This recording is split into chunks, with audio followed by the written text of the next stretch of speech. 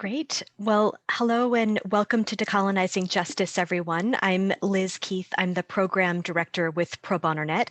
My pronouns are she and hers. And welcome back to everyone who joined us yesterday and to our new participants today.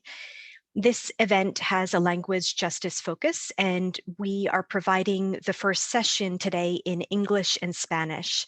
So before we begin, I'd like to introduce our interpreters from Cooperativa Brújulas, an organization based in Puerto Rico and dedicated to language justice and healing, to tell us more about the interpretation logistics for those who prefer to participate in Spanish today.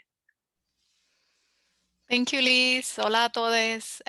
Somos Cooperativa Brújulas y trabajamos con el marco de justicia del lenguaje y sanación. Hi, everyone. We are Cooperativa Brújulas and we work with the Language and Healing Justice Framework. La justicia del lenguaje y sanación es el derecho humano para interrumpir y asegurar que ningún idioma es dominante sobre otro idioma y que cada persona tiene el derecho de hablar, escuchar y que se le entienda en el lenguaje con que fluye mejor desde su corazón. Language and Healing Justice is the human right to interrupt and ensure that there is no dominant language over the other and that each person has the right to speak, listen, and understand in the language that flows best from their heart. Este evento será interpretado al español. This event is going to be interpreted into Spanish.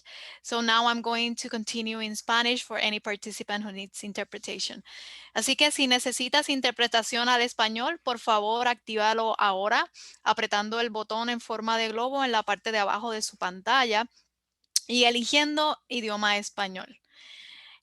Así que eso es todo por ahora. Aquí de Cooperativa Brújulas a su orden desde Tierra Taína, Borique, Puerto Rico.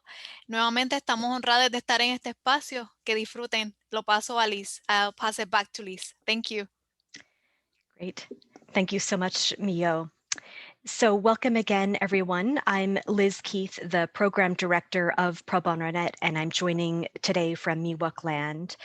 As background for those who are new to this convening, we are focusing this week on legal empowerment and community-based justice strategies in the US, and exploring a different theme each day that brings together a diverse range of perspectives working to advance people-centered justice. This event was designed through a collaborative steering committee that includes myself, along with Ariadna Goudreau-Aubert of Ayuda Legal Puerto Rico, Nicole Nelson of Alaska Legal Services Corporation, and Matthew Burnett from the Open Society Justice Initiative. And I want to extend a special thanks today to David Udell and Chris Albin Lackey from the National Center for Access to Justice for taking the lead on designing today's sessions, which are centered on the theme of democratizing access to the law, regulatory reform, and roles beyond lawyers. And also to extend our thanks for the center's leadership in these areas. It has bolstered the work of so many groups in the field working on legal empowerment, including Pro Bono Nets. We also wanted to, again, extend our deep gratitude to this week's keynote presenters and the 30 or so organizations that have volunteered their time to participate this week. You can learn more about those organizations here and from links on the event website and in conversations throughout the week. So we will begin today's session with about 15 minutes of keynote remarks, followed by a panel discussion.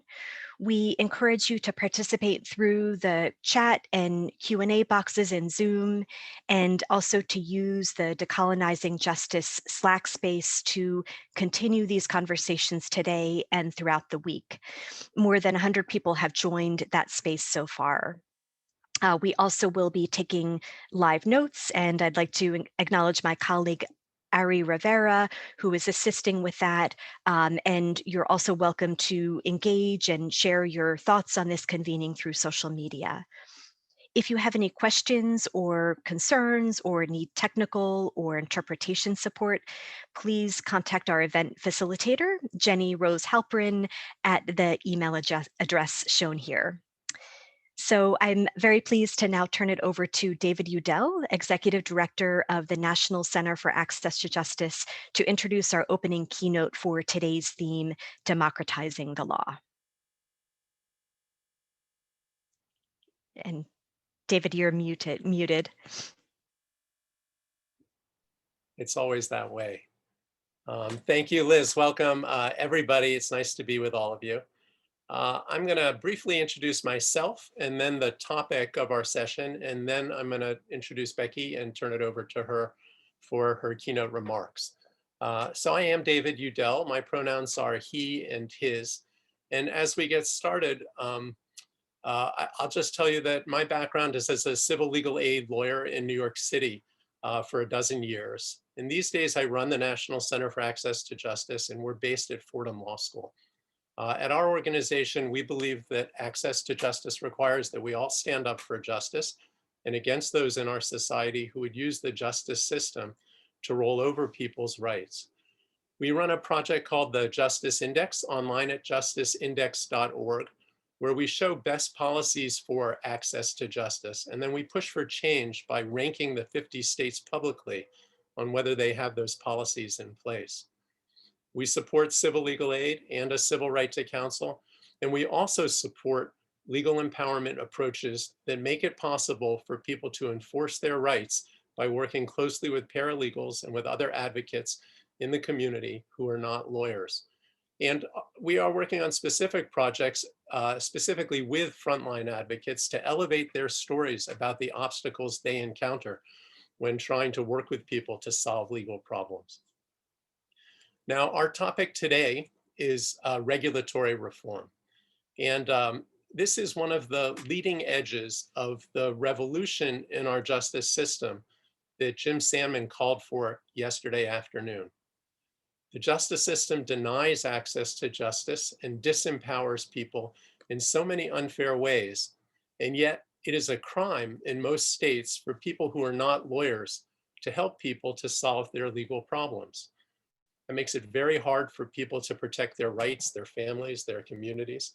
And it interferes with the work of many of the people on this call or this webinar, including organizers, activists, advocates, social workers, librarians, all those people who are trying to make a difference in communities. So let me turn to our keynote, Professor Rebecca Sandefur, who will introduce us to these problems in greater detail and to the solutions that she's championing and that I think many of us are championing. Now, you'll recall yesterday that both Vivek Maru and Jim Sandman spoke of Professor Sandefur's work when they introduced their own remarks. So why is that? Who is Professor Sandefur? Well, she's the path-breaking sociologist, recipient of the MacArthur Genius Award, whose research and advocacy have shown with data that people, millions of people, have civil legal problems, but they never learn that their problems are legal in nature. They rarely make it to court, and that they suffer harsh consequences as a result. Now, those of you listening today who work in this area, many of you who work in communities helping people protect their rights, you know these truths from your own work in your own communities. But it is so valuable to all of our respective efforts that Professor Sandefur has elevated this truth with empirical data, making it undeniable and strengthening enormously the call for change. So you're about to hear from a true revolutionary. Professor Sandefur is daring to think big, using the power of her research to make plain the change we need, to make plain the different thinking that we need and the advocacy that we need, so that people can count on the law to protect their rights, their families, and their communities. Professor Sandefur, Becky, as I know you, I turn it over to you for the keynote. Thank you, David, for that really very generous introduction. So my job is to start us thinking about why regulatory reform might be imperative, and it's certainly necessary, but I think we all will recognize it's not sufficient. And I want to start with the idea of democracy. So democracy, when it came around the second time, let's say, like in France, a couple hundred years ago, was a radical idea.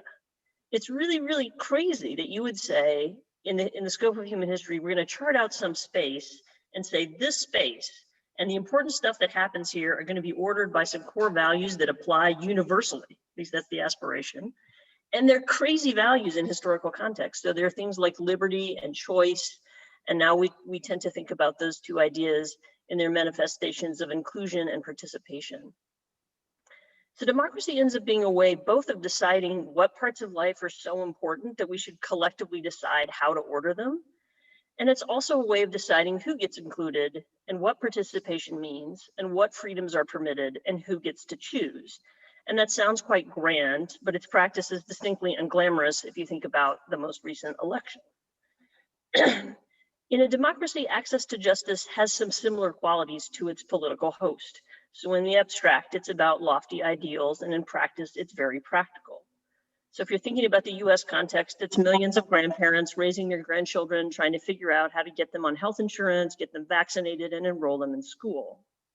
It's millions of people living in unsafe and unhealthy rental housing, trying to figure out how to get the rats out and the hot water in.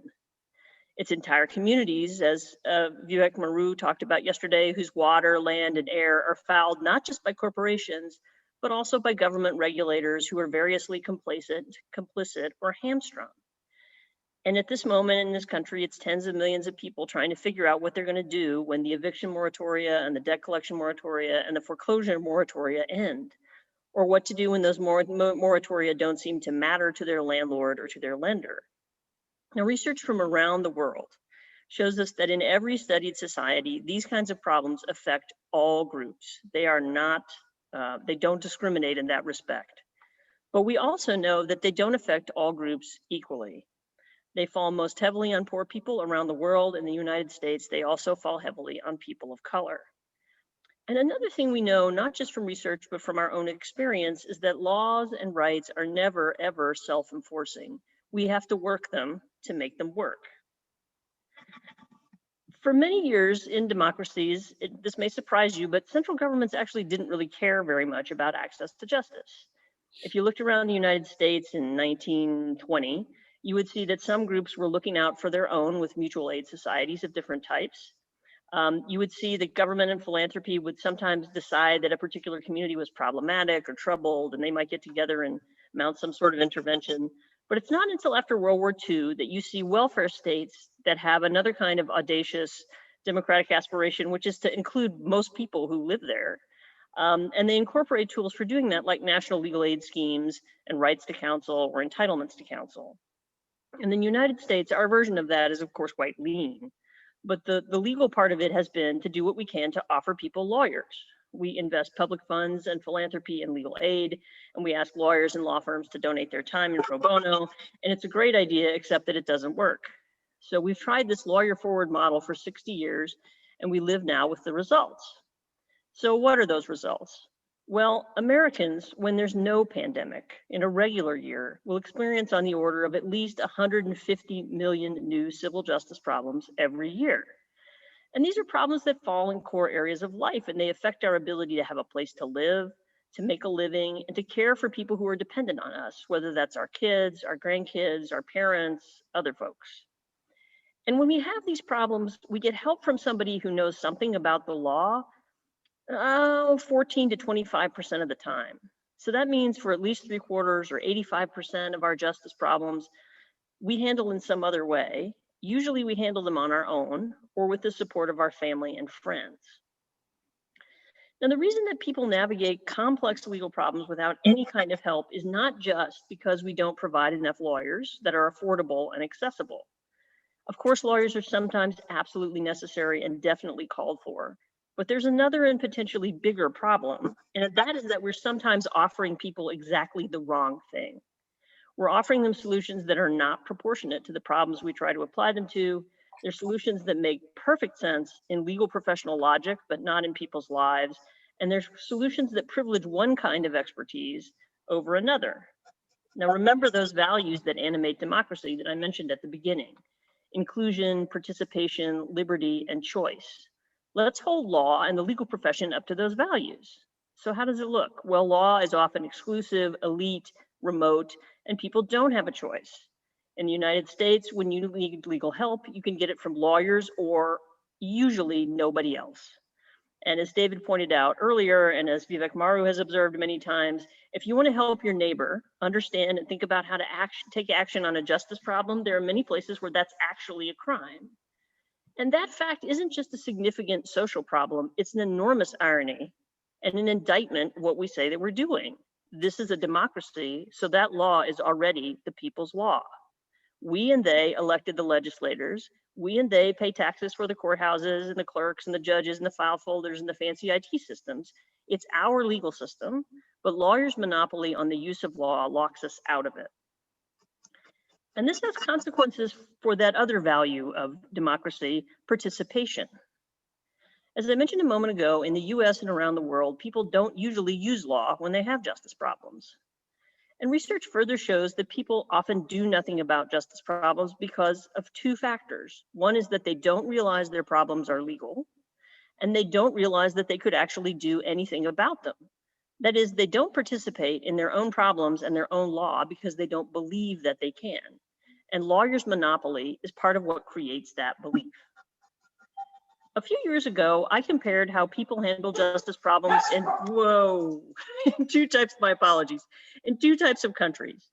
One was a country where lawyers had a US-style monopoly on the practice of law. And in fact, that country was actually the US. So this is a place where lawyers control most of the practice of law, rights of appearance, helping you figure out what to do, legal advice, everything.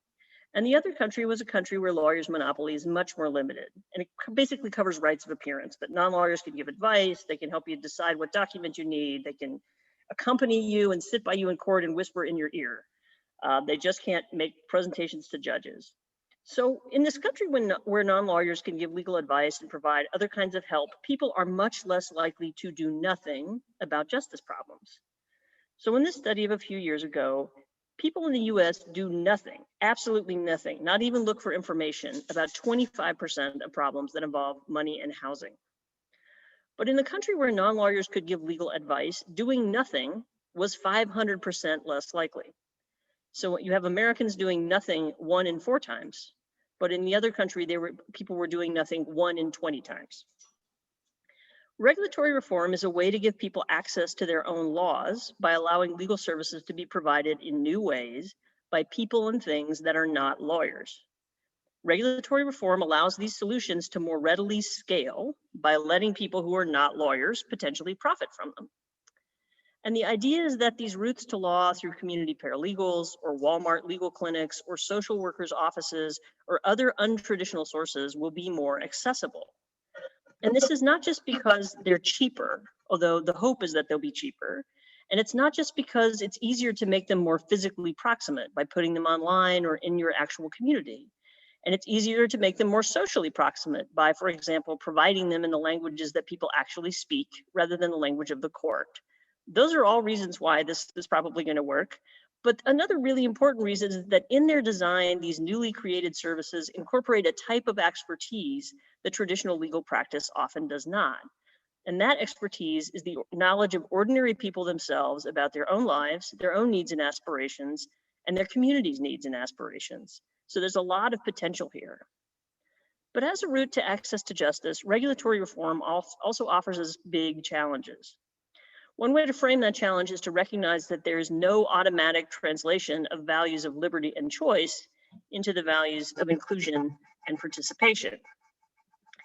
If you look at the examples of legal services regulatory reform that are currently in action or contemplated around the continent, and you're going to hear about some of them in the next session, they're motivated by desires to expand and equalize access to justice. But those motivations aren't playing out in an abstract world. They play out in particular contexts. In the US, that's late capitalism, which here is characterized by enormous social, political, and economic inequalities. So these new models try to open up access to justice by means of market reforms that relax lawyers' monopoly on the ability to produce and sell legal services. And the mechanisms of access here are liberty and choice. The liberty of people who are not traditional lawyers to provide legal assistance and make a living doing so, and the choice of consumers to get services from a kind of provider that they prefer. There are actually wonderful examples of this working well around the world.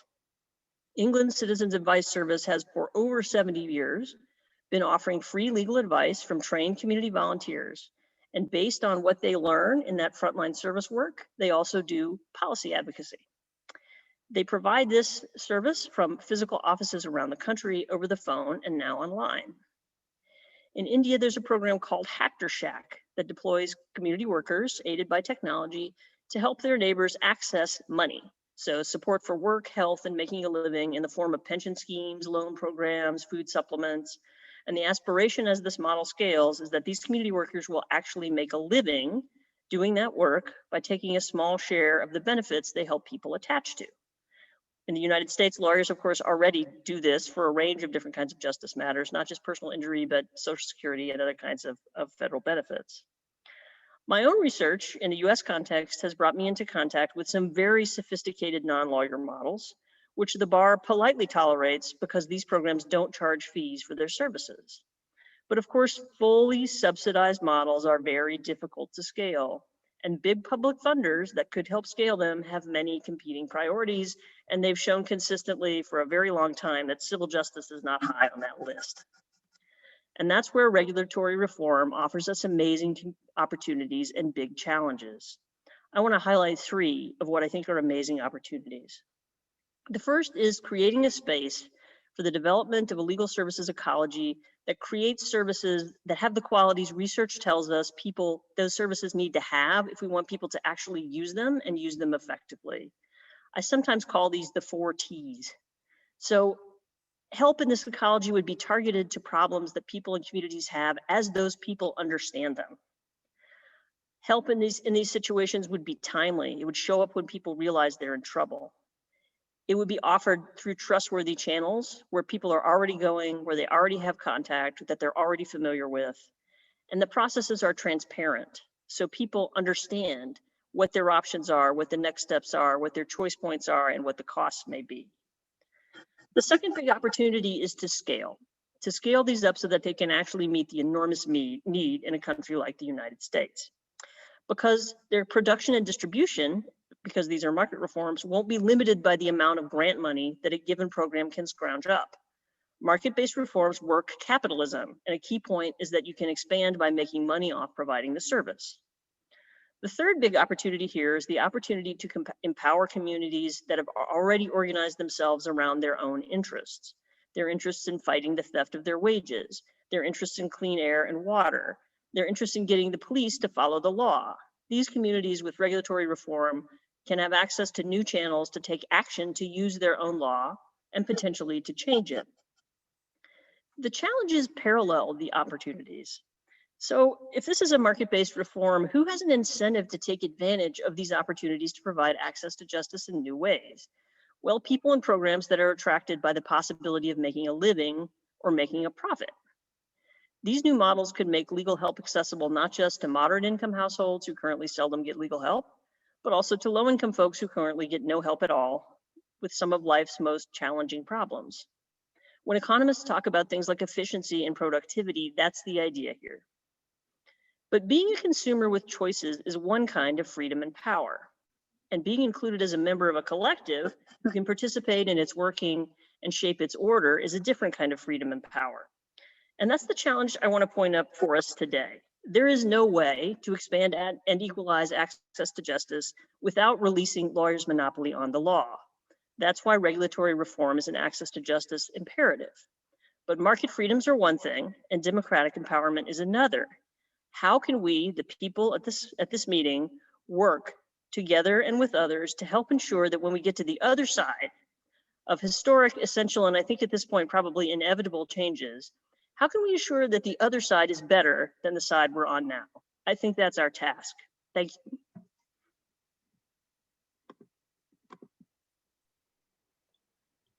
So Becky, thank you so much for those remarks, which I find really terrifically informative and inspiring.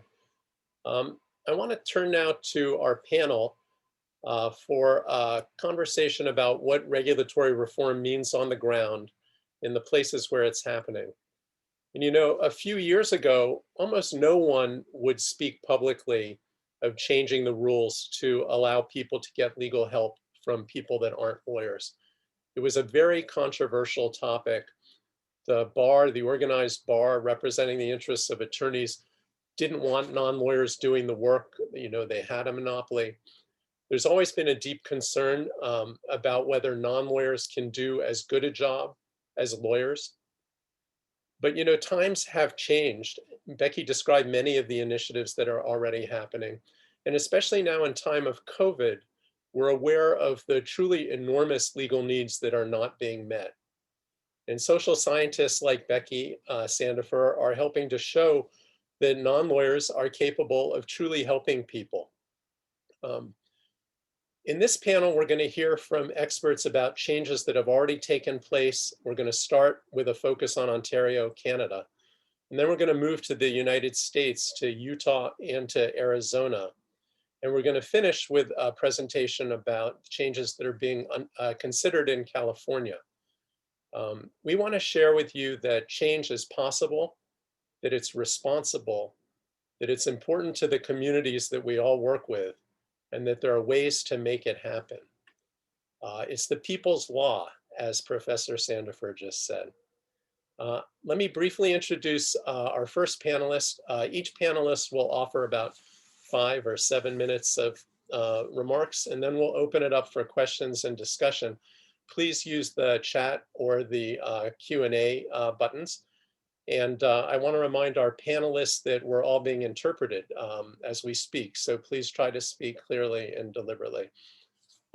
So to start us off, we're going to hear from Will Morrison, who'll describe for us the world of independent paralegals in Ontario. There are literally thousands of them. The example is a very important one, and it's been a very successful story. Will is the Strategic Policy Counsel at the Law Society of Ontario. Will, it's over to you to talk about Ontario. Thanks very much, David, and thanks to Professor Sandefur as well for that fantastic kickoff to this discussion. Very inspiring. I'm going to introduce you to what paralegals do in Ontario and how licensing paralegals has served the public interest. I should caveat that any opinions I express are my own and not necessarily those of the Law Society of Ontario.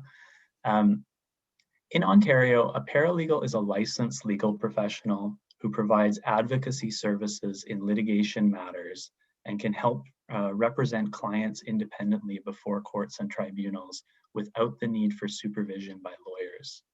So paralegals can represent people in certain venues, including our small claims court, the provincial court for less serious criminal and quasi-criminal offenses, and a wide variety of administrative tribunals in areas like landlord-tenant disputes, workers' compensation, or social benefits issues. And paralegals can do the full gamut of legal work in relation to someone's issue. So they can give legal advice, draft the court documents, conduct settlement negotiations, and appear at the hearing with the person. The license allows paralegals to work across all these types of proceedings that are within their scope, but in practice, most choose to focus on 1 or 2 areas of law. We currently have over 9,000 licensed paralegals in Ontario. Close to 4,000 of those work in private practice, providing legal services to members of the public. I'll just quickly cover the regulatory requirements, and then I want to talk about where this came from. So the regulatory requirements for paralegals are quite similar to lawyers. There are education and training requirements, there's a licensing exam, and then once they have a license, paralegals are required to complete continuing professional development, carry professional liability insurance, submit to practice audits, file annual reports, and they have to comply with professional conduct rules. And just as with lawyers, failure to comply with the rules could result in complaints or potentially our disciplinary process. For the most part, all these requirements tend to mirror those of lawyers, but there are a few key differences tailored to the paralegal practice context. And harmonizing these standards between lawyers and paralegals gives the public confidence that any licensed legal service provider they choose will be held to similarly high standards of competence and conduct within their field. So let me jump back now to where this framework and this idea came from and what problems we were trying to solve in Ontario.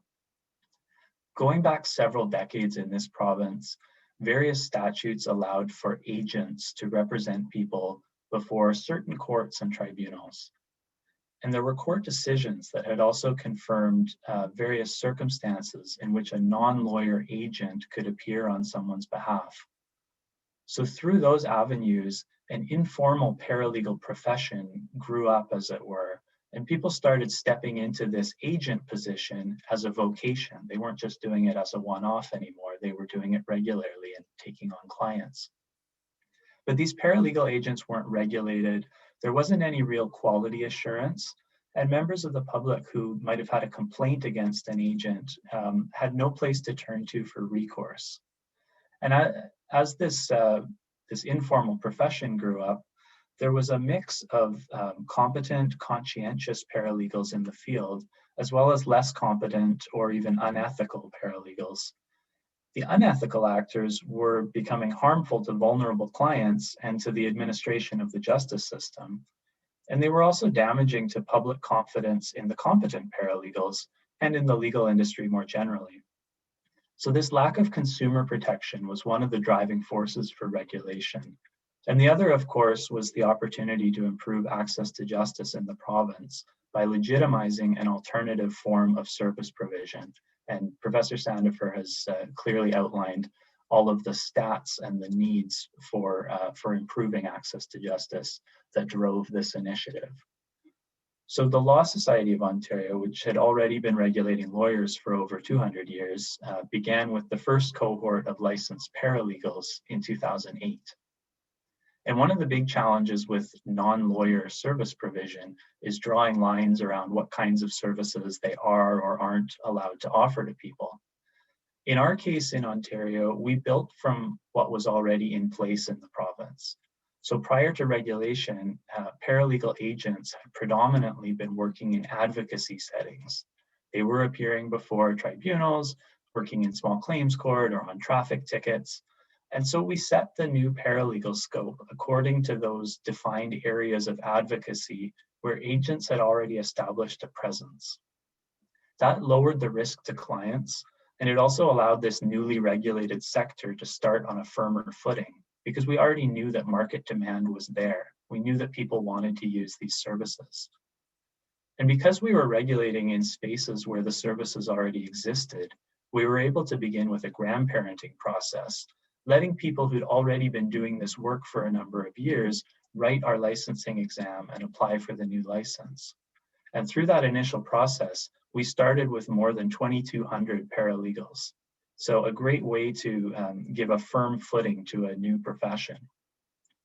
And as the profession has about quadrupled in size over the ensuing decade and gained a firmer footing in Ontario's legal landscape, we've also been working steadily to keep enhancing the standards within the profession. So the approach is incremental but progressive, and making sure that we have all the pieces in place to support achievement of new and enhanced standards. So I'll just wrap up this brief overview with a snapshot of how things are working today.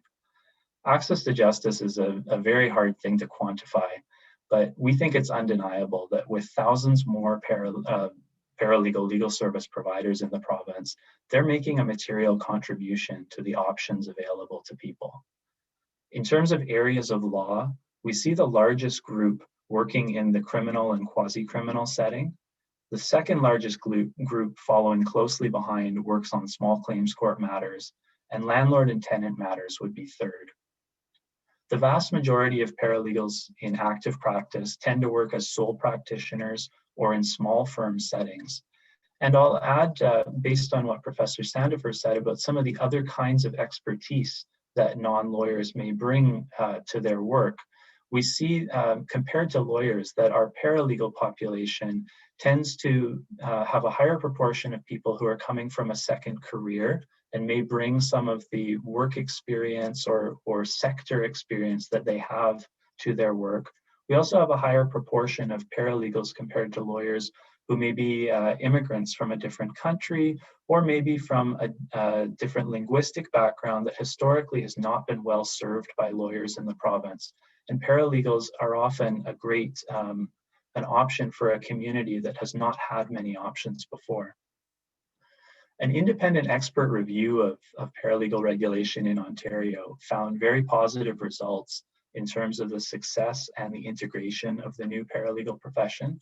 So it found a number of major benefits of regulation. One is that paralegals were now viewed with more legitimacy and credibility by members of the public. Another is that the public had a better understanding of the services that paralegals could provide. And the public also had increased confidence that there'd be recourse available to them if a paralegal was negligent or acted inappropriately.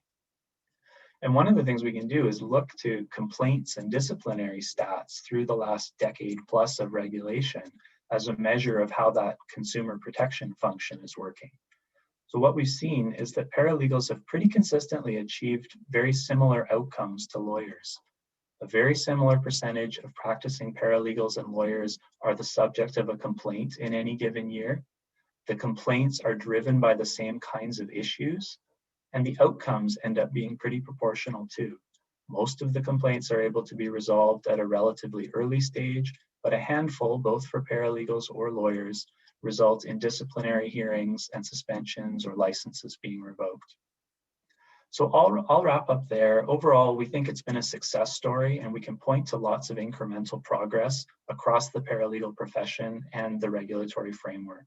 We have lots of ongoing challenges too, especially with scope and with standards, but we've built a positive foundation, and we're always happy to speak to people in other jurisdictions, like many people in this meeting, who are interested in learning from the experience so far.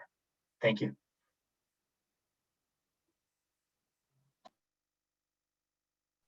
Will, thank you so much for those remarks. So interesting. And I think there's so many things happening on the ground in different parts of the country. And it's just very helpful to have out there the example, the successful story in Ontario, where so many thousands of people are doing this independent work as paralegals, and where the origin story is one of bringing order to chaos, improving the quality through the regulatory innovations.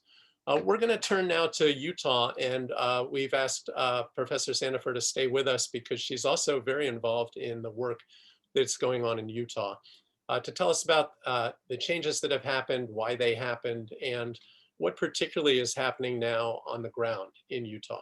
So I turn it back over to you, Becky. Thanks, David. So Will described a model where you create a certificated occupation and then you let it do some things that lawyers used to have exclusive control over.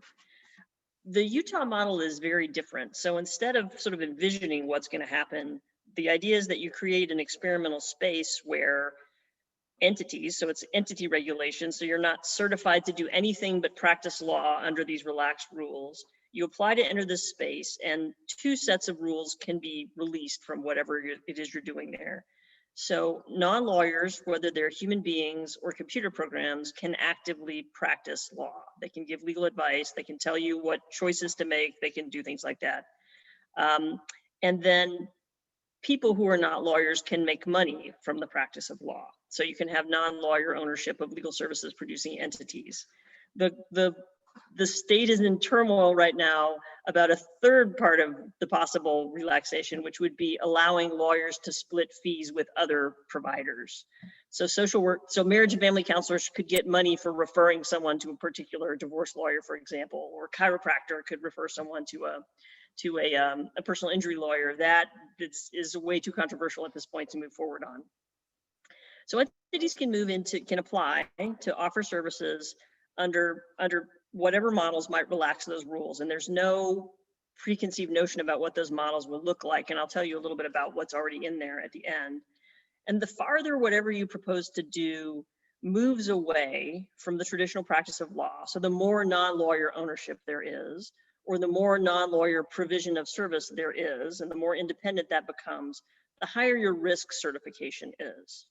So it's a back-end regulatory model. So you let entities come in, and then you monitor them to see if they're causing 3 different harms. And that's the only thing you're monitoring. So did the consumer buy an inappropriate or unnecessary legal service? So upselling, other kinds of upselling mistakes about advice and so on. Did the consumer miss out on a right, the exercise of a right through ignorance or bad advice? And did the consumer get a wrong or inappropriate legal result, right? So basically, Was the consumer hurt because they bought this service in a way that they wouldn't have been if they had perhaps done nothing or bought a different service? If you're a low risk entity, you're reporting on a few measures. So how many people did you serve? What did they come to you for? What did they get? Every 3 months. If you're a higher risk entity, right now we have moderate risk entities. So these would be places where non-lawyers may be practicing law or computer programs may be practicing law, but there's some lawyer oversight over them. There you're reporting monthly. You're reporting not just that kind of basic, what did people ask for, what did they get, but the first 20 cases where the weird model is applied get audited by experts to see whether the legal work was competent. That monitoring is continuous during your time in the sandbox, and the regulator has the authority to step in and stop you, ask you further questions, tell you you can't do something anymore, etc. If you look at, now you can imagine all kinds of wacky and amazing things that might move into this space, and you don't see any of them. So what you see in this space now is a whole bunch of lawyers that want to enter into referral-free arrangements, and they're kind of on hold. A whole bunch of lawyers that want to permit some kind of non-lawyer investment. So they want to partner with a tech company to develop the fancy technological thing that isn't developed yet. And that's part of why what's in the box is pretty lame. Or they want to have supervised paralegals, but not quite as supervised as you would be under a traditional model. So some degree of oversight, but not like sit on you oversight. Offer legal services that at a different price point that they hope people can afford. There, at this point, one nonprofit has applied to enter the sandbox, and that's an expungement project. As I said earlier, you know, who has an incentive to do this weird new thing? People who can make money off of the financial opportunities that the weird new thing provides. It's harder for community organizations, for nonprofit law firms and legal aid societies, for nonprofits of other kinds. It's harder for them. They're already completely overstretched usually. And it's harder for them to see what the benefit to them is of going through the work of moving into that space and designing strange new services and trying to get people to recognize them. The thing is technically a pilot. So it's a 2-year pilot. It opened in August. And entities that are admitted are provisionally allowed to do whatever things they propose to do for 2 years. That date keeps receding.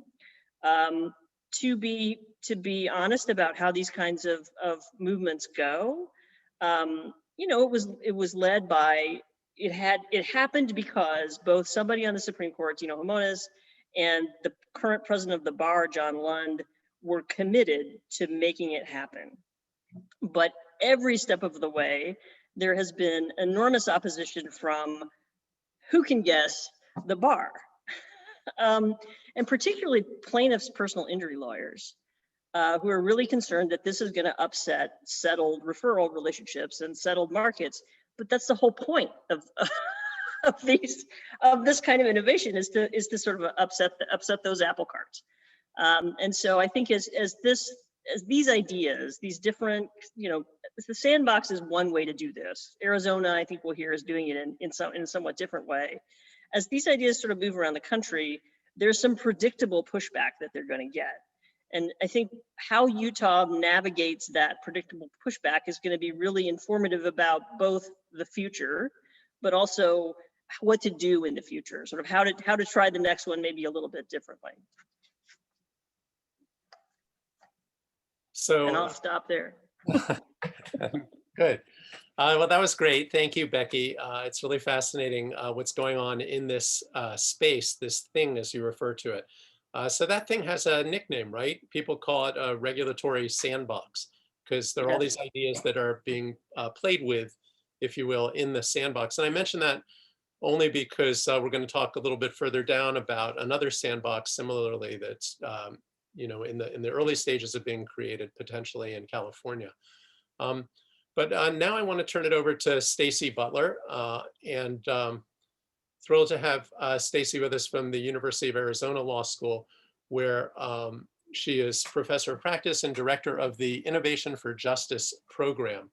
And she's going to tell us about how the rules have already changed in Arizona. and about a particularly innovative work that she's doing with the authorization of the court. I turn it over to you, Stacy. Thanks. Can you hear me okay? Yes. Great. So Arizona is pretty far down the road on its regulatory reform effort. That effort really started under the leadership of our former Chief Justice of the Arizona Supreme Court, Scott Bales, who formed a task force in late 2018, called the Task Force on the Delivery of Legal Services. That's chaired by Justice Ann Timmer. The membership was largely judges, lawyers, and court administrators, a handful of public members. And really, I think the motivation, other than Chief Justice's longstanding commitment to access to justice, the motivation for the task force was to explore how regulatory reform could reach consumers who have been historically excluded from the market, but also I think a pretty explicit recognition of how the legal market has stagnated for lawyers and how reform might be a strategy for improving the efficiency and the operation of the market. So the task force issued a report and recommendation last fall. Really, I think the primary recommendations that have garnered the most attention are the elimination of 5.4. So that allows non-lawyer ownership of the practice of law, and the creation of a licensed paraprofessional program. So people with specialized legal training, but not a JD, able to provide limited scope legal assistance, really largely modeled after the Ontario model that Will has talked about. My research interest is really in that nonprofit space that Becky Sandefur is talking about, and how reg reform can be put to work in non-market ways to expand access to justice for populations that, even if services become more affordable, still would not be able to reach those services. So as part of my participation on the task force, the Innovation for Justice Lab proposed a licensed legal advocate pilot, which trains the lay legal advocates at a domestic violence service provider and gives them authority from the Arizona Supreme Court to provide limited scope legal advice to the survivors that they serve. That pilot is launching in January of this year. It was part of the report and recommendation that was approved in the fall. The Judicial Council in Arizona had to review and approve that report and recommendation, which it did. And then we launched into a pretty long period of public comment. Arizona is not, I think, any exception to what we've seen with reg reform efforts other places, which is that our bar was overwhelmingly opposed to both the elimination of 5.4 and the creation of a new tier of licensed paraprofessional. The bar was also the only ones making any public comment. There really weren't a lot of comments from the public at large on the effort. But despite that opposition, I think we had very strong support from our Supreme Court, and the president of the Arizona State Bar was one of my research team members on the licensed legal advocate pilot as we were developing that. So we had bar support on that project. The person who replaced him was also very supportive of the effort and made a real effort, I think, to engage the community in conversation, the bar community in conversation about reg reform. And so despite the opposition, the court approved both the elimination of 5.4 and the creation of a licensed paraprofessional program. One way that the court, I think, diverged pretty significantly from the recommendations of the task force is that the task force felt that that licensed paraprofessional effort needed further exploration, that we didn't have the right subject matter experts involved in deciding what can licensed paraprofessionals do and what do consumers really need them to do. There really wasn't a consumer voice on the task force. And so we recommended that that discussion be continued in a future work group. And the court disagreed, and they created a code of conduct that and changes to the judicial code that have been approved. And so they've basically already formed the licensed paraprofessional program. And where it stands now is that both are entities that want to operate under an exemption to 5.4 or pursuant to the elimination of 5.4, or people that want to participate in this new licensed paraprofessional effort. The court has formed 2 review boards that you will apply to in order to operate in either of those spaces. I think that despite the opposition, I think one of the ways that we've been able to try to have productive conversation about the issue of reg reform in the state is to look at the areas, and this is really the goal of our licensed legal advocate pilot is to look at the areas that attorneys aren't operating in and never will operate in. And survivors of domestic violence is one of those populations. So I think we were able to get an early win in the reg reform space with that project because attorneys really didn't have a dog in the fight. They really weren't able to say, hold on, those lay legal advocates, social workers who are trauma informed and have navigated the civil legal system as non-lawyer advocates for years, we don't want them giving legal advice because they weren't stepping up to give legal advice. So that would be my, to the extent that we're leaving you all with sort of tips on taking steps forward in your own jurisdictions. I think, looking for those early wins and those non-market models first, they're not particularly controversial. They have a strong access to justice, legal empowerment motive. And so I think they're a great way to open the door and prove to the bar that there can be effective legal advice and assistance with community-based training and knowledge gap filling curriculum. And then I would also just point out that I think Utah, Arizona, and California have now really fleshed out the script of the opposition to reg reform and the response to that opposition. And so to the extent those conversations start happening in your jurisdictions, a lot of that work has been done for you by these 3 states in terms of being able to explain why some of the concerns maybe aren't as scary as they first seem.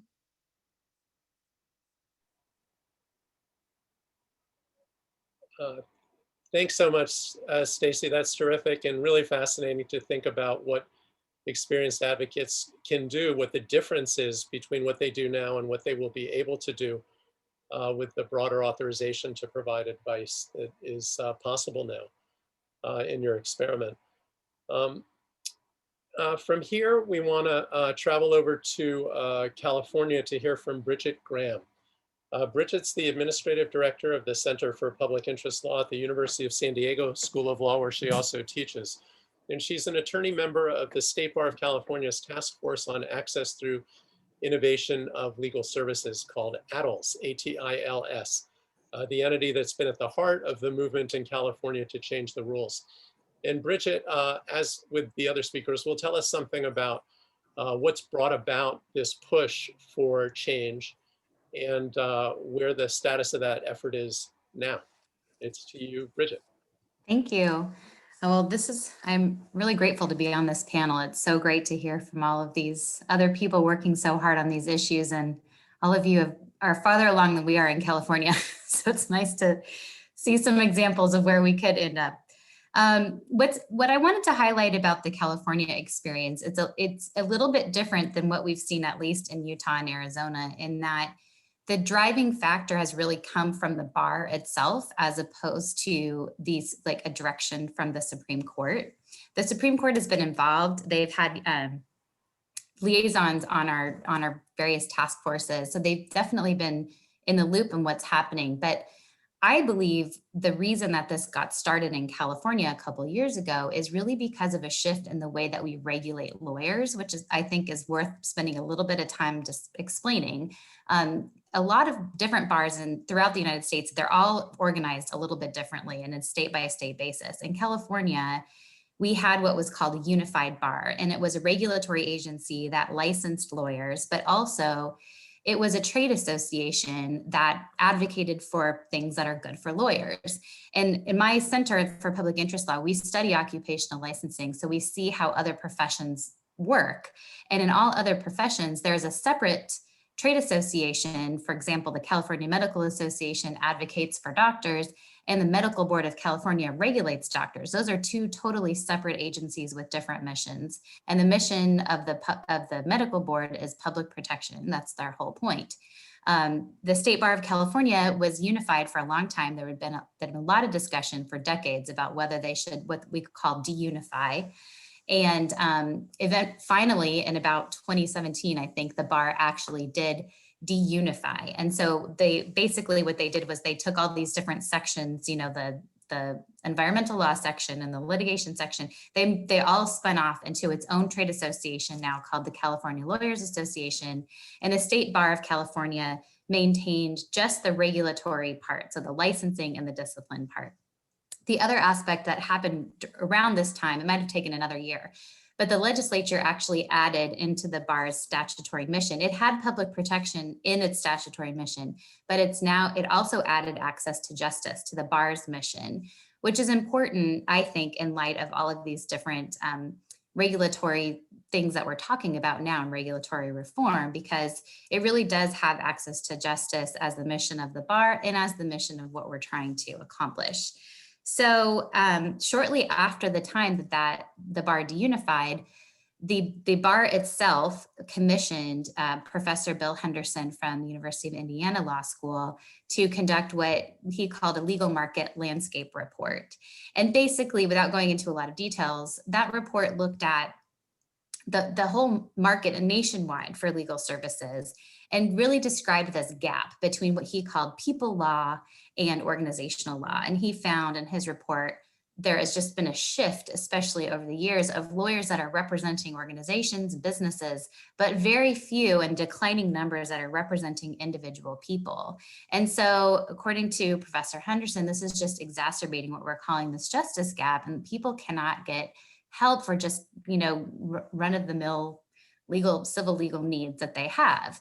And the other thing that he noted is that there are these technology solutions that could deliver what we call one-to-many legal services.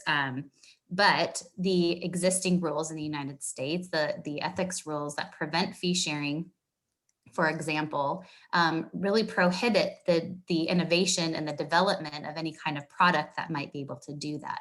And so what the bar did is they commissioned this ADLS task force to look at what are the ways in which our existing laws are actually preventing the innovation of legal services and the delivery of legal services to people.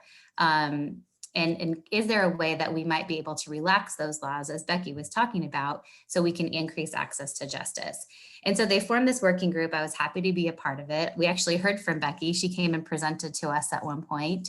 And what we came up with several recommendations, but the two key ones that I wanted to focus on, it's similar to what we're seeing coming out of Utah and Arizona, is a licensed paraprofessional program. So they formed a working group after our ADLS task force ended to just focus on this paraprofessional issue. And the other big issue is this relaxing of Rule 5.4. And we recommended creating a regulatory sandbox modeled off of what Utah is doing.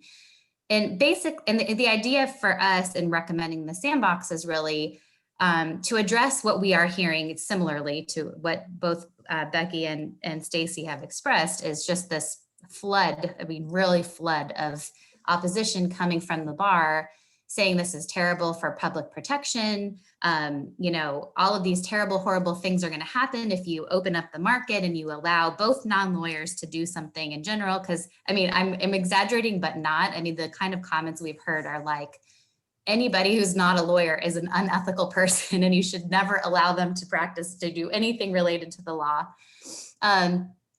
So anyway, our idea behind the sandbox is to say, well, let's build this system in a way that addresses these fears that you're talking about. How can we develop a regulatory model that would protect against these things that you're worried about, but also do it in a controlled environment where we're gathering data so we can find out, is this really something that is harming the public, or is this something that is not harming the public and actually providing increased access, which is what we are hoping to do, and gathering those things in that data before we just change the rule altogether. So this is kind of an intermediate step, and basically taking all the work that Utah has already done and just kind of developing it to make sense of California.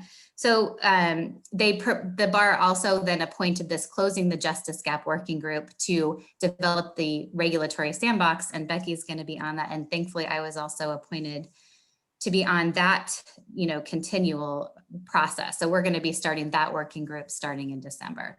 So that's where we are basically in California right now.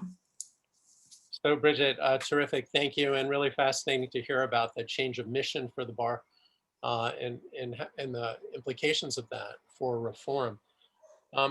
So in my role as moderator, I want to take us now to the Q&A that's started already. We'll also have some additional discussion, I think, just among the panelists. But the questions that have come in are good ones and in some respect hard ones.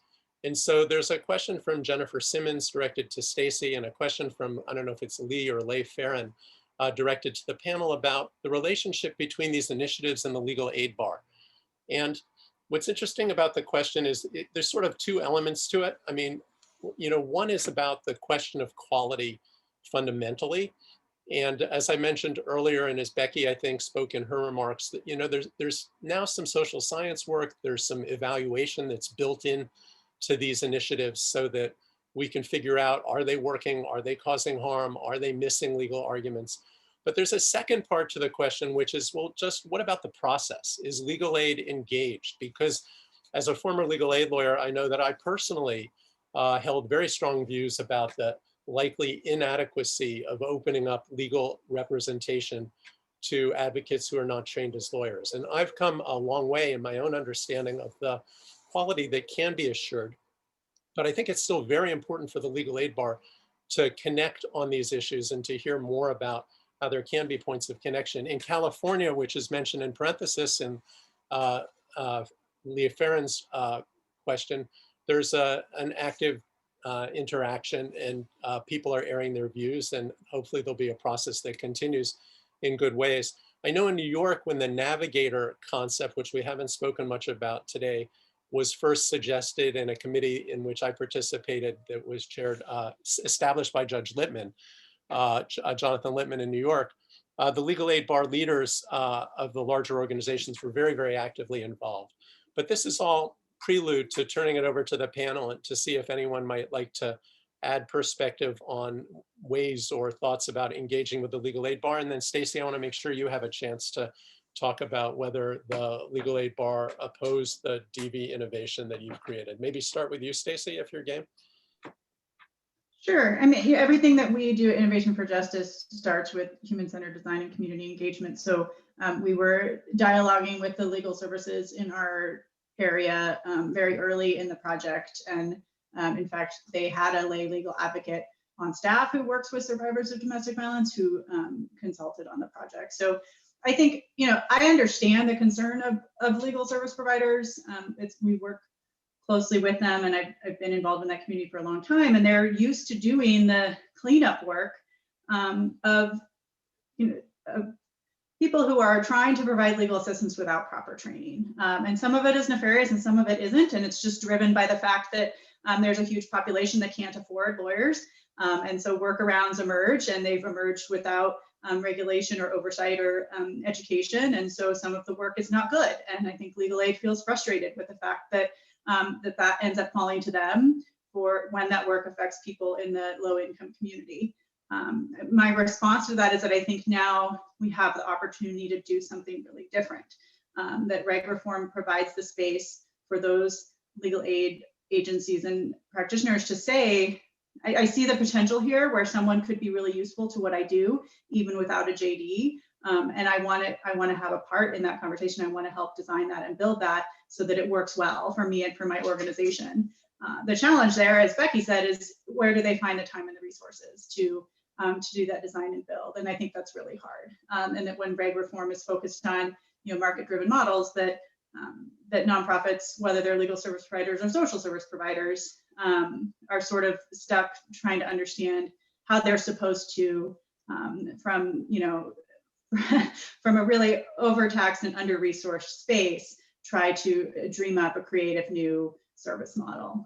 So that's really where our lab is focusing our work in the reg reform space, is to provide that assistance, to work with diverse stakeholders to build service models that work effectively in the community, but then to also do the logistical work of, if it's in Utah, there needs to be an application to the sandbox and someone needs to write that. And if it's a nonprofit model, there needs to be grant funding, particularly at the pilot stage, and to prove the concept, and hopefully partnered with a research effort that can demonstrate the sustainability and the efficiency of the model so that it can become sustainable. So yeah, I don't think there's an easy answer, but I think that legal aid really should be a part of the conversation and should consider this an opportunity to change the harms that they've historically seen among their consumers. I'm hoping other panelists will speak to this too, but I want to just make it an even more interesting and challenging question by adding the two pieces that have now come in, one from an anonymous attendee about, hey, our community, we're generally for regulation. This whole idea that, companies want to cast off regulation, that's crazy. That's something that happens only in states like Arizona, for example, or where there's a big libertarian presence. We need regulation to make things safe. And so, Becky has already spoken to this somewhat about the rigorous kinds of evaluation and assessment that are built into the model in Utah. But I'm hoping people will speak more to that, because the argument here is that, we have these rules in place partly to assure quality, the unauthorized practice of law rules, but partly they're an outgrowth of protectionism by the bar. And so teasing those things apart and figuring out what protections should remain in place is at the core of the anonymous question. And I think it's a valid point. And then Chuck Greenfield, longtime legal aid lawyer, asked a good question, which is, hey, what's the data on the effectiveness of advocates who are not lawyers in the context of Social Security advocacy, IRS advocacy, USCIS, I'm not sure what the acronym is, state departments, et cetera. So I have a feeling this question maybe goes to Becky, or this set of questions. Becky, are you up for that? So the first one, what? Say that one more time. Oh, sure. The anonymous question, these are in the Q&A on your screen also. Oh, the anonymous question is, why, as left-leaning, bleeding heart, basically socialist liberals, would people participating in this event support deregulation? And I think what you see is, this is one woman's opinion. This is a moment in history where some things are possible and other things are not. So even once Biden gets installed, right, and we have a government again that does things centrally, we're not going to have a Swedish welfare state. The US has no appetite for something like that. So if we want to expand access to things, we have to find new ways to distribute them by markets, because that's how we distribute stuff. And so this form of deregulation is going back to some of what I said earlier, it's about liberty and choice, which is why in the Intermountain West, it's embraced, because we all like to have guns and not have any laws about what we can do and have our freedoms and so on. And so it's a logic that makes sense here. It's a logic that makes sense in neoliberal capitalism. It's a logic that makes possible things that might not be possible with other logics. I think one of the challenges in the United States is this story going to fly in Massachusetts or New York the way it flies in other kinds of political and cultural contexts? So to the second question, there's actually an enormous body of research looking at the effectiveness of non-lawyer advocates, both in different kinds of US tribunals, because they're allowed to be there, and abroad, where they have broader powers and things. And to Will's point about the research on the Canadian paralegals, the general finding is that, and this goes to the point about quality, everybody screws up. If you look at audits of lawyers' legal work, they screw up 25% of the time, almost consistently across different kinds of work that they might do. And if you look at paralegals and non-lawyer advocates, they screw up about 25% of the time too. You don't see higher error rates usually in these studies. The interesting thing that you do see in contexts where non-lawyers can do immigration, where they can do benefits work, where they can help you write a will, if you have some kind of peer or expert review of that work that says, okay, the work fails, the work passes, the work is excellent. The pass-fail rates are the same for the lawyers and the non-lawyers, but the excellent rate is 8 times higher for the non-lawyers, because they specialize in doing that thing instead of pretending that they do everything. Now, a model like the sandbox is protecting people by applying a regulatory model that is on the back end, that doesn't assume that you've gotten a law degree and you passed the bar 55 years ago, and now you still understand what you're doing in any area of law for any kind of client. We don't subject lawyers to any of this kind of scrutiny for their work. So I would feel much more comfortable getting my legal services from an entity in the sandbox that's actually regulated on the quality of what it does than from a randomly selected attorney. And I would pose that as an observation about part of the tensions around this project. I mean, these things are much more regulated than lawyers are. So, Could I jump in, David? Or sure, Will. I was just going to piggyback on some of the points that Becky made, which I agree with, and maybe share a bit of perspective from Ontario. I mentioned in my outline that the paralegal license allows paralegals to work across a pretty wide variety of areas of law. But in practice, building on what Becky just said, they tend to specialize, just as lawyers, to a large degree, tend to specialize these days. And so you end up with, a level of quality control and expertise that gets built into that just de facto. The other point I would say is that I only have a BA in sociology rather than a Genius grant, so I'll try the very crude level of, in Ontario and maybe in Canada, we are a lot more comfortable with regulation, I observe, than in many American states. And so maybe that's why we've ended up with this relatively rigid regulatory model for paralegals compared to a more deregulated model that's being looked at in some of the states.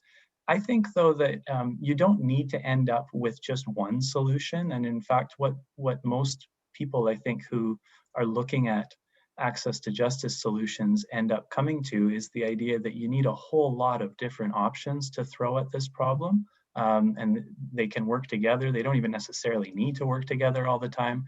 There is so much work to do that looking at different tiers that are responsive to different kinds of needs is a really appropriate way to do it. So we do have this, the licensed paralegals in Ontario that we think is making a good contribution to access to justice. What we also have, though, and it came at the same time that we began regulating paralegals, is we carved out some exemptions for people to provide legal services akin to paralegal work, but without a license.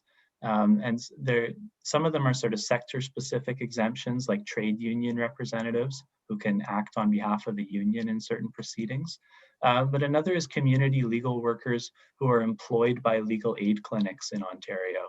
And if they're providing those services within the legal clinic setting, and so they're working under the supervision and the insurance of their employer, they can do that work without a license.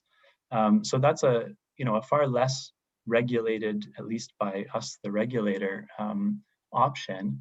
But the part of the rationale for that is that there's oversight in other ways that, and even a licensed paralegal working in a legal aid clinic would have oversight because they're working for an employer, just like the lawyer has some oversight from the legal aid clinic. So there are protections built into this system that go beyond sort of the formal regulatory protections, and I think those are important to keep in mind. Thank you, Will. There's a question that's come in from Hector Soto, which I think is a very important one. And it says, yesterday's first panel members seem to describe paralegals less as legal workers, but as organizing advocates who educate the people regarding the law in context and with the goal of developing community empowerment. Don't hear that from these panel members. Is there a contradiction? And so I guess there are a few things I want to say. One is that my colleague, Chris Alban-Lackey, will be moderating a panel that will follow this one, which will be engaging people in different kinds of positions that are working with communities, some of them, I think all of them. And so there'll be a fuller airing there of that specific focus. But I do want to flag that this conversation, like all conversations in this area, can sometimes get a little blurry because there's so many different kinds of situations where people have unmet legal needs. So, there's some people that would benefit from help, even with self-help systems that exist in courts, and who presently receive no assistance from the legal aid bar or the private bar. They're embedded in communities, and they do engage with organizers and activists and advocates. And it's very important to liberate those helpers to be helpful to those communities. And there's a new report out from Ontario, actually, Will may get to speak to it, called the Community Justice Report, which is all about making sure that social workers and strong nonprofit organizations are liberated to provide that help. But there's also people who are eligible for civil legal aid, but just not likely to get it because of limits on capacity. There are people who are ineligible for civil legal aid, but unlikely to get help from the private bar. And there are people who are able to get help, but they just want a different option than going to an attorney, either because it's expensive or because they think the attorney doesn't have time for them, or the attorney is likely to be overly litigious, want to fight more than they want to fight. So there are all these different models, and the responses from all these different kinds of providers are all chilled or constrained in some respects by the existing unauthorized practice of law rules. And so, this particular conversation has focused a little bit more on the for-profit providers, because as Professor Sandefur pointed out, without that engine, you really can't scale up some of the most important kinds of work. So I've taken it upon myself to respond to Hector's question. I'm sorry to go on, but do others have thoughts they'd like to share about that? Because he's right, the overall thrust of this conference is very much focused on communities and the needs in communities. So we want to make sure to attend to that. David, I add to that, I think that's actually, that to the extent those efforts exist, particularly here in the United States, they can exist without regulatory reform, but they live with that chilling effect that you're talking about. And I think there's differences of opinion, but to me, what regulatory reform does is create the space for someone who doesn't have a JD but has legal training to give legal advice, to move from the provision of legal information and helping someone navigate a system, giving them self-help resources, into applying their own legal knowledge and legal expertise to the problem that person is experiencing, and actually advising them on what to do. And so I think one way to get there, though, in a community-based way, is to look at who are those organizations and the community-based efforts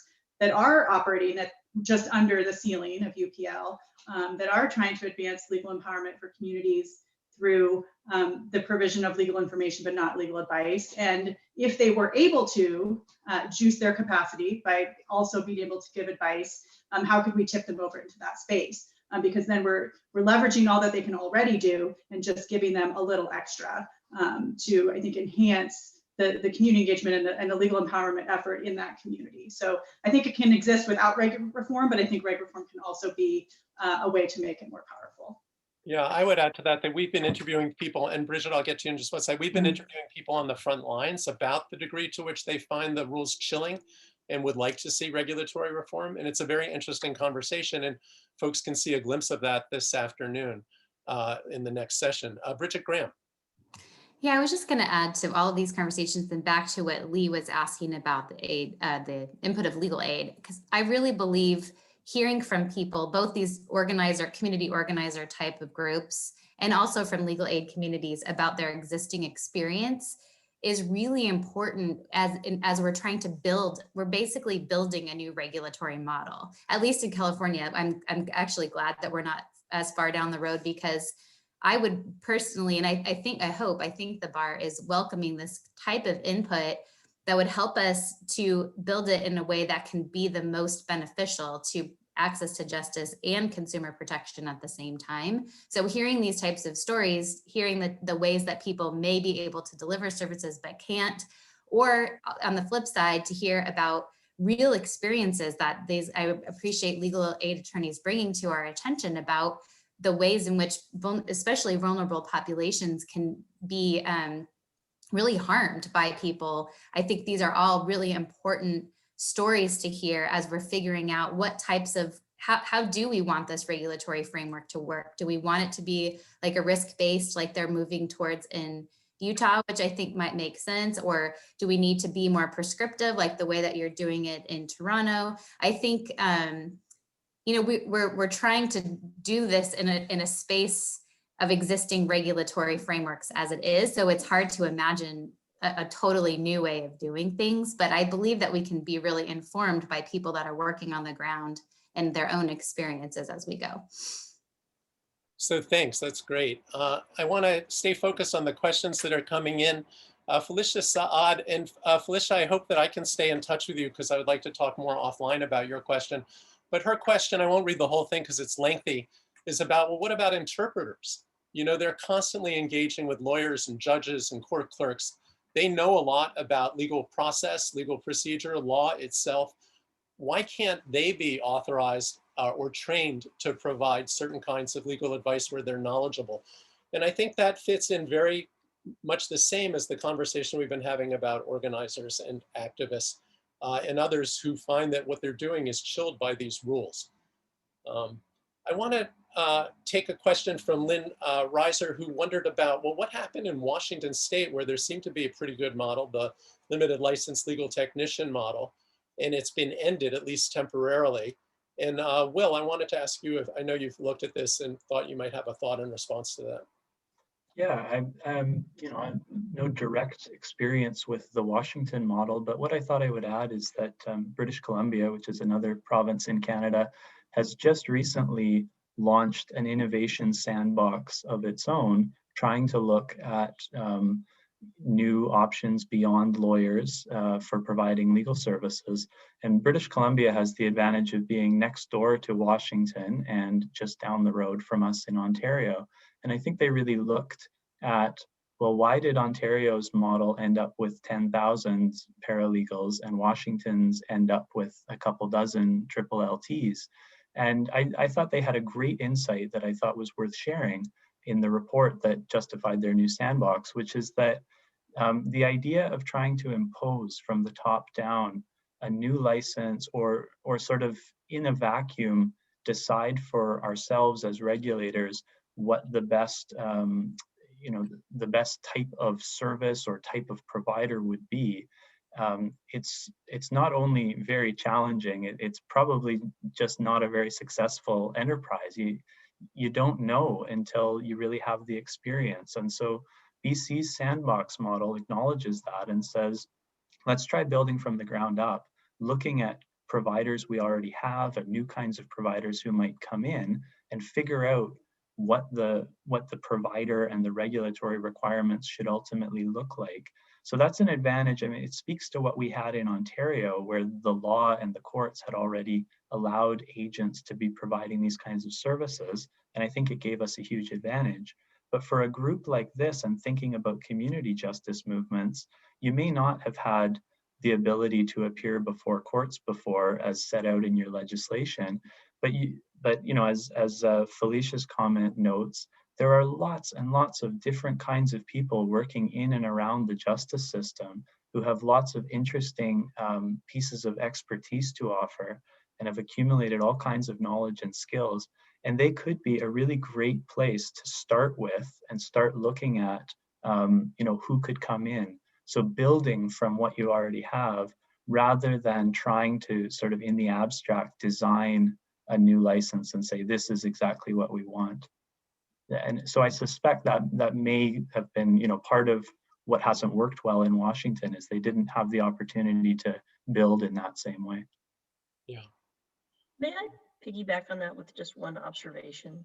Sure. So much of these regulatory reforms are motivated, at least in part, by trying to expand access to justice. And one of the things that happens when you create a new service is consumers have to figure out that it exists and that it's useful to them and where to find it. And that's going to take some time. And so while I think that these, whether we're talking about certificated occupations or sandboxes or however we might do this, the new things that emerge may well have impacts on access to justice, but it's going to be a long time before we see them. And so there needs to be a patience on our part in deciding when we've learned what happened when we try these things. I mean, the triple LTs, they were tiny and they were around for 3 years. So, you know, what discernible impact could they have on anything? And that's going to be an issue for all this activity, I think. Right. And Becky, while we have you, I think the first question we got this afternoon was about the nonprofits in Utah. Is there any sensible set of incentives, grant incentives or something else maybe that could help bring more nonprofits into the solution creation business? Well, I think one of the most important, I mean, you can create, to use Claire Salat from Bigglesworth's term, you can create doulas, right? That's sort of what Stacy is thinking about. So let us birth your idea into something that can be actionable. I think that's one very important route. I'm really hopeful that when we have a new administration, there will be recognition that civil justice is really important, and that there are a range of ways of connecting people with that really important value, and that may provide more grant funding opportunities for these kinds of developments. But otherwise, you're going, I mean, and this goes back to the question about legal aid lawyers, you're going to exactly the same funders asking for a piece of a pie that's already allocated. And that's a very challenging situation to be in that doesn't support collaboration between those different entities. So I'm hopeful that the pie will grow a little bit. Well, thank you. I want to thank all the panelists, and note that I think we have to stop at 2:30, and I wanted to save a few minutes for Liz to do some information about what else has to happen. Before we do that, I just want to say that I view this conversation as really very much happening at the beginning, even though there is a lot of activity on the ground. And we hope that this will launch many, many more conversations. The concerns about profit, creating tension with quality, all the concerns are very valid. And I'll leave you with this one saying, which I think is apt, although it's always a risk with these sayings, but people say that the opposite of courage isn't fearlessness. It's not having no fear. It's about being fully aware of what you're afraid of and managing it with intelligence, or that is what courage is. I knew I would screw it up, but I hope you get the idea. We want to be courageous in the sense of fully recognizing the concerns, which I think are valid ones, and then managing them smartly as we move forward. Because the needs of the people have in communities across the country are not going away. If anything, they're radically expanding. And we need a response that's better than the status quo. So over to you, Liz. Great. Well, thank you so much to Becky, Will, Stacy, and Bridget for that excellent discussion, and David for designing such a substantive panel that is deeply relevant across this sector in this moment and the themes we're exploring here this week. We also would like to again thank Bruje and Mio for interpreting, and Ari Rivera from Pro Bono Net for her excellent live note-taking, which is a daunting task anytime, but particularly during a discussion this rich. So we will now adjourn for 30 minutes and rejoin on the same Zoom link at noon Pacific for Voices from Beyond the Legal Profession, where we will hear from frontline leaders within and outside the legal profession who are regularly confronted with the kinds of unmet legal needs we've heard about in the last day and a half, as well as the potential that our panelists in the next session see in the kinds of reforms we've been talking about here that could empower them to do more to help people than current rules allow. So we'll look forward to seeing everybody back here in 30 minutes and continuing the conversation in the Slack space as well. Thank you all.